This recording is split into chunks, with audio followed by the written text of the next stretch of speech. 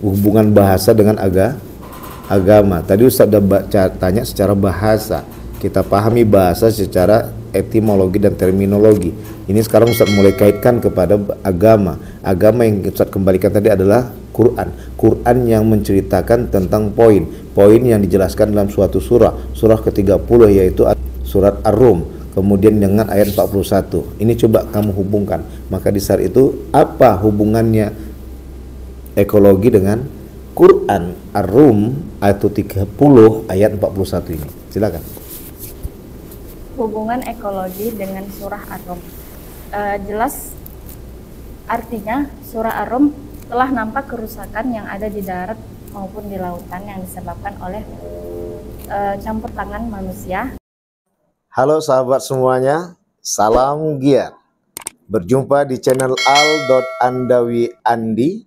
Jangan lupa klik tombol subscribe dan nyalakan loncengnya ya. Terima kasih. Assalamualaikum warahmatullahi wabarakatuh. Salam giat. Berjumpa kembali bersama Al.Andawi Andi. Kali ini kita dalam sidang skripsi bersama Nur Hidayah. Terima kasih Ibu Doktur Eli Warnisah MAG selaku Ketua Panitia atas kesempatan yang telah diberikan kepada kita dan juga kepada penonton di sidang skripsi ini. Baik, Nur Hidayah, Ustadz di bidang agama ya kan? Agama. Ekologi, apa yang Nur Hidayah pahami tentang ekologi itu? Nanti kita baru kaitkan dengan Al-Qur'annya. Ekologi dulu, apa itu ekologi? Menurut Otto Sumarwoto, ekologi mendefinisikan sebagai ilmu yang membahas tentang hubungan timbal balik antara makhluk hidup dengan lingkungannya dan menjelaskan masalah persoalan lingkungan. Amsyari mendefinisikan ilmu ekologi adalah ilmu yang membahas suatu hubungan antara satu organisme dengan lingkungan, membahas satu organisme dengan yang lainnya, hubungan antara satu organisme dengan lingkungannya. Oke. Ekologi merupakan bagaimana kita makhluk hidup dapat menyesuaikan dirinya terhadap lingkungannya, Ustaz. Ya. Baik, Nur Hidayah, secara bahasa apa itu ekologi? Secara bahasa, ekologi, ekos berarti rumah, sedangkan logos adalah ilmu pengetahuan. Ini kan kita, Ustadz kan bertugas di bidang bahasa dan agama. Maka yang akan Ustadz mulaikan dulu adalah dengan bahasa. Karena dari bahasa itulah yang akan mengarah kepada kemantapan dalam berkomunikasi. Walaupun bahasa dari Adi Pito, seorang pakar komunikasi dunia, ada dua bahasa itu, bahasa verbal dan bahasa non-verbal. Nah, bahasa verbal inilah yang akan menghidupkan komunikasi secara umum. Ya, walaupun nanti ada bahasa non-verbal itu yang kadang digunakan oleh teman-teman kita yang mungkin ada takdir yang sudah menimpa mereka dalam posisi bisu atau tuli gitu ya. Baik, ini yang makanya saya awali, karena bahasa dan agama itu adalah seperti adik-beradik kandung sebenarnya ya, karena agama itu membahasakan dengan makna tidak adanya kekacauan, dan itu dipahami, didengar oleh kalangan, sehingga akhirnya berupaya untuk menjangkau itu agama yang dibahasakan dengan bahasa ajaran gitu ya. Ini ya awalnya kenapa saya jelaskan ini dalam kenapa disebut bidang bahasa dan agama. Bagi siapa yang nonton? Dinda pun akan bisa mempelajari, oh apa sih tujuan bidang bahasa dan agama ini, apa sih yang dikaitkan nanti pertanyaan dengan berhubungan dengan skripsi. Maka tadi Ustaz awali Nah, untuk memulai ini, Ustadz melihat ini harus jadi perbaikan.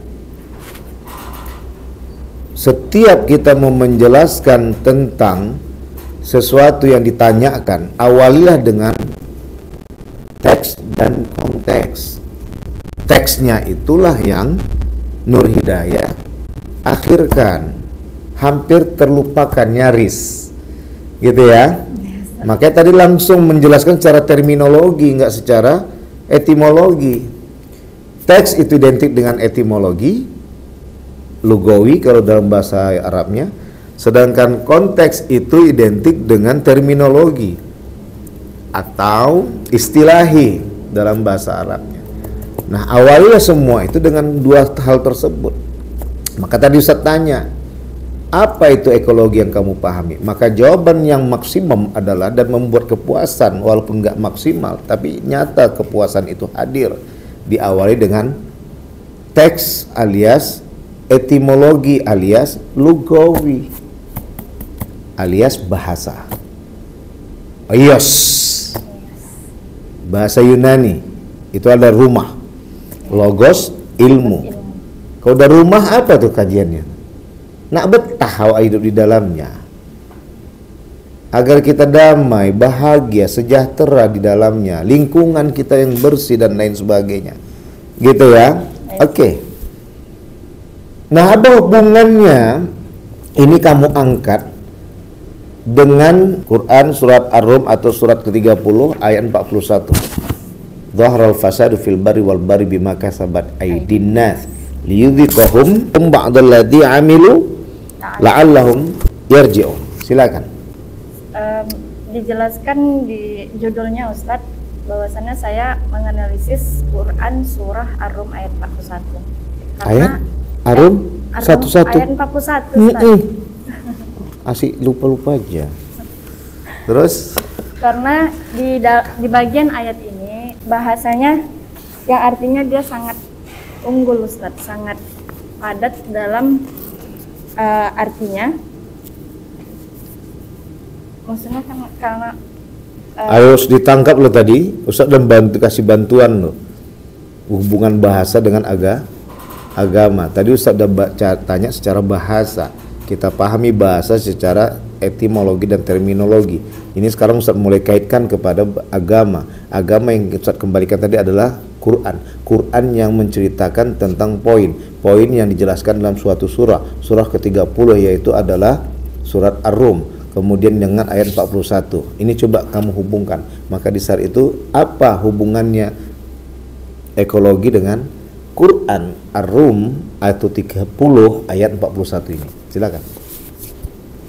Hubungan ekologi dengan surah Ar-Rum. Jelas artinya surah Ar-Rum telah nampak kerusakan yang ada di darat maupun di lautan yang disebabkan oleh campur tangan manusia, dan Allah menghendaki perbuatan mereka sebahagian akibat perbuatan mereka, dan Allah memberi jalan yang benar. Contoh hubungannya itu Ustadz, di dalam Quran surah Ar-Rum ini sangat jelas dikatakan definisi itu sangat padat Ustadz, karena di ayat-ayat yang lain kurang dalam memahami surah ini Ustadz. Iya, maksudnya dengan isi dari firman itu dengan ekologi itu di mana hubungannya? Hubungannya menjelaskan bahwa kerusakan ekologi yang disebabkan oleh perbuatan tangan manusia yang mengakibatkan kok kerusakan ekologi? Kan Logi itu apa? Ilmu Ustaz. Jadi kerusakan ilmu eko harus tempatkan dengan bahasa. Ustaz bagian bahasa kan, linguistik kan, kembali ke situ loh. Ini biar adik-adik paham, teman-teman YouTube sekalian, agar kita bisa menempatkan dan bisa menguasai serta tahu bagaimana peran manfaat yang dimiliki oleh skripsi masing-masing kita punya. Makanya adik-adik harus pahami itu. Ketika sebelum mulai skripsi harus pahami dulu. Setelah aku nanti sempro, apa jajak langkah ke berikutnya? Kompri. Apa komplit tadi isi-isinya? Apa aja dia? Bahasa dan agama kedua, metodologi ketiga, sejarah peradaban Islam. Yang keempat, isi atau sains keilmuan. Iya, ada 4 itu kan? Pengujinya kan? Nah, ini semua berikatan. Makanya kenapa sejarah peradaban Islam masuk? Karena itu nanti dihubungkan dengan korelasi skripsi ini untuk membangun peradaban keislaman, terutama berhubungan dengan ekosistem, bukan logi lagi, sistem perumahan dunia alias lingkungan alam semesta gitu loh. Nur Hidayah tuh kan. Nah, Ustadz karena menguasai mantik itu sedap kan, sama balaghah dan bayan, belum lagi ma'an dan majas. Itu kalau dalam bahasa Arab. Kalau dalam grammar, tak apalah namanya, Ustaz nggak menguasai bahasa Inggrisnya. Paham ya? Ini linguistik kalau dalam kajian umumnya. Makanya Ustaz tempatkan ke situ. Jadi jangan sampai tersebut Nur Hidayah kerusakan ekologi. Loh, ini kajiannya kemana? Kita harus dudukkan itu eko apa. Maka itulah awal mula dengan memahami mana yang disebut dengan eko, mana yang disebut dengan logos. Maka ketika eko yang kita jadikan patokan kajian, maka di situ ada sistem, maka disebut ekosistem. Kerusakan ekosistem, bukan kerusakan ekologi. Itu secara bisa dipahami? Tuh kan, Ustaz bilang bahasa kan? Iya, Ustaz. Kita belum masuk agamanya. Ya? Ya, maka tadi kita Ustaz tanyakan hubungan dengan agama gimana? Secara bahasa, lagi kita kembalikan, kita pinjam bahasa Yunani. Tidak, gama kacau. Makanya orang Indonesia dan Malaysia menggunakan itu tetap bertahan dengan bahasa Yunani tadi. Ugama kalau di Malaysia. Nah, jadi di situ penempatan dalam secara bahasa, maka ketidakkacauan. Nah, itulah yang diterapkan tadi dalam surat Ar-Rum ayat 41, surat ke-30 ayat 41. Ayo coba ulangi lagi. Pertanyaan kedua ini masih. Ekologi secara sederhana yaitu dapat dikatakan tentang ekosistem. Ekosistem studi tentang keadaan lingkungan hidup dan studi keadaan hubungan antara makhluk hidup dengan lingkungannya. Oke, Ustadz kepingin tadi dapat jawaban bahwasanya hubungannya dalam Quran ke-30 nih, surat ke-30 nih ayat 41 adalah untuk mengingatkan kepada umat manusia bahwa ada momen terjadinya kerusakan lingkungan yang akan merugikan kehidupan umat manusia. Itulah dia sebut dengan kerusakan ekosistem. Kamu harus pahamkan kepada orang, terutama kepada para penguji dan kepada teman-teman yang menonton di belakang. Gitu ya? Yes, baik. Nah, masuk yang ketiga. Ambil nyantai, ambil makan jeruk nih teman-teman itu sekalian. Yang ketiga adalah kamu angkat di sini tafsir Al-Ibrij. Sebelum kepada Syekh ini, imam nih, nggak imam Nusantara nih, Upas Nusantara. Ustaz teringat dulu ada istilah Indonesia itu saking gemah ripaluh jenawinya itu tongkat aja ya Bu dilempar jadi tanaman ya Bu. Itu tongkat saking suburnya. Baik, berarti ini kita kaitkan. Apa kata Syekh Al-Ibrij di dalam tafsirnya tentang hal ekologi atau ekosistem maksud Ustaz. Ekosistem dalam ayat yang dibahas oleh Allah ini. Apa yang dijabarkan oleh beliau? Silakan. Ekosistem berarti makhluk hidup yang ada di laut, Ustaz. Hah? Enggak, saya bertanya kan dijelaskan di bahwasanya Arum ini kan ada 2 di darat maupun di laut. Jadi yang Ustaz tanyakan ekosistem yang ada di darat dan di laut.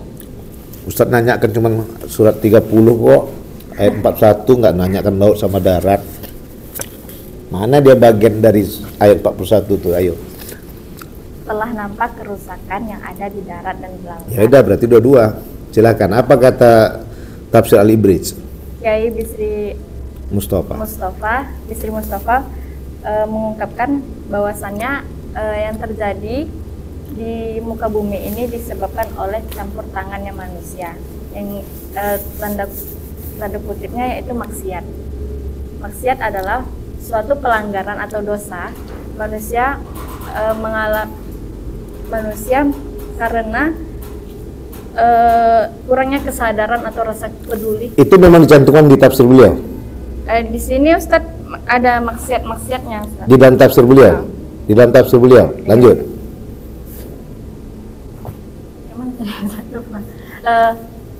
Kiai Bisri Mustafa ini menjelaskan bahwasannya telah nampak kerusakan yang ada di darat maupun di laut, seperti kurangnya air hujan, sedikitnya tumbuh-tumbuhan, terus yang mengakibatkan dikarenakan maksiat, yaitu dosa atau pelanggaran kita terhadap lingkungan yang mengakibatkan sumber energi terus berkurang, merusaknya ekosistem yang ada di dalam laut, di dalam daratan. Saya bertanya terus nih, teman-teman YouTube yang sekalian bertanya juga nih. Yang dimaksud maksiat itu maksiat yang gimana gitu loh, sehingga terusaknya ekosistem yang ada di bumi ini. Mungkin bisa dijabarkan oleh Nur Hidayah, lebih dikonkretkan lagi. Maksiat terus rusak sistemnya, ekonya. Bentuk apa tuh maksiatnya? Dosa atau pelanggaran, Ustaz. Karena kita maksiat itu kita lalai dalam menjaga dan melestarikan lingkungan yang ada. Berupa apa? Kemaksiatan berupa apa? Sehingga rusaknya ekosistem tadi. Contohnya seperti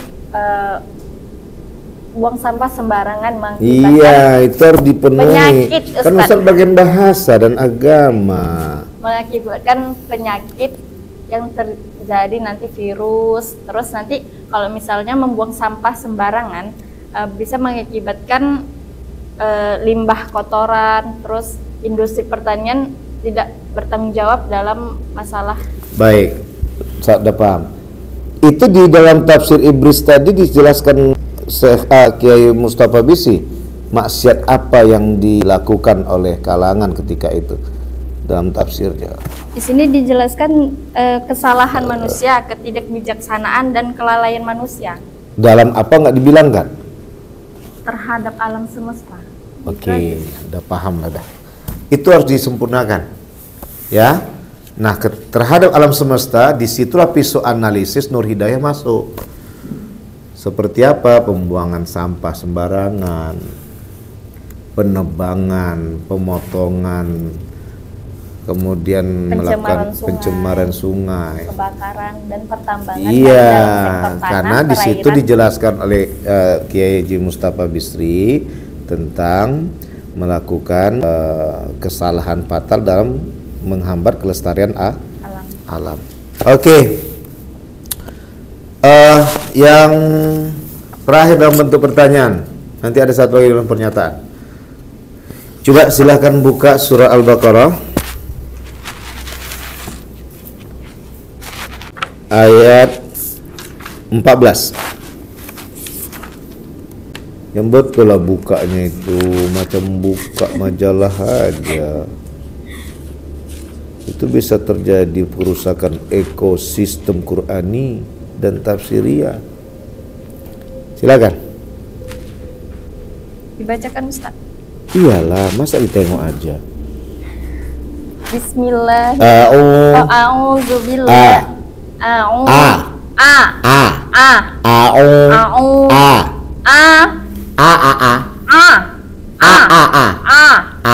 A'udzubillahi minasyaitonir rajim. Bismillahirrahmanirrahim. Wa idza laqul ladzina amanu qalu amanna wa idza khalau ila syayatinihim qalu inna ma'akum innama nahnu mustahzi'un. Ulang lagi. Inna ma'akum. Innama Inna ma'akum. inna ma'akum innama nahnu Satu mustahzi'un. lagi. Allah. Allahu yastahzi'u bihim Allahu yastahzi'u bihim. Allahu yastahzi'u bihim wa yamudduhum fi tughyanihim ya'mahun. Sadaqallahul azim. Sadaqallahul azim. Baik, gitu ya Nur Hidayah. Sebenarnya kamu bisa, tapi karena pengalaman menyaksikan itu yang nggak dapat, akhirnya kamu bingung apa yang mau dibisakan. Ya, baik. Oke, semalam Ustadz suruh lihat di Sebelum- channel Ustadz. Ya, semalam udah lihat channel Ustadz yang berbasis Ini agak tesis di lumayan. Ustadz. Ya nggak ada masalah kan, itu cuma beda Iya, judul kan tesis abang sama itu. skripsinya aja. Baik, masukan dari Ustadz ini di dalam bab 1 situ Ustadz lihat ada tafsir Al-Ibris ditampilkan di halaman 9. Untuk mengenalkan tafsir Al-Ibris, Kiai Haji Mustafa Bisri sah-sah saja, tapi secara umum. Jangan masukkan kepada kaedah tafsiriyahnya, karena itu adalah muatan yang kamu akan jadikan temuan dan dirahasiakan sampai orang masuk ke bab 4-nya. Paham? Ini nanti bisa masuk ke jurnal jadinya ini kalau ditampilkan di sini. Itu satu, paham? Hanya nyampaikan secara biografi Kiai Haji Bisri sah-sah saja, tapi muatan tafsirnya jangan, karena itu yang menjadi temuan kamu yang mau diungkapkan dalam skripsi. Jangan ditampilkan di dalam latar bab belakang satu. masalah bab 1. Yang kedua, nah ini juga Bisri Mustafa lagi. Ya, ini boleh lah yang untuk dalam kajian umumnya. Tapi itu pun seharusnya jangan sampai akan membuat orang nanti udahlah tak perlu aku sampai ke bab 4 lagi, udah dibahas di sini kok. Itu yang disebut dengan jurnal, artikel, Iya, baik, Ustaz. bukan skripsi, ya. Iya, Ustaz. Kemudian tentunya Nur Hidayah tahu ada pedoman di situ bahwa dalam pedoman penulisan skripsi sampai disertasi, setiap yang berbahasa asing itu ditulis miring. Lalu setelah halaman bab itu sudah sepakat semua untuk UIN se-Indonesia adalah penempatan nomor halaman itu di paling atas sebelah kanan.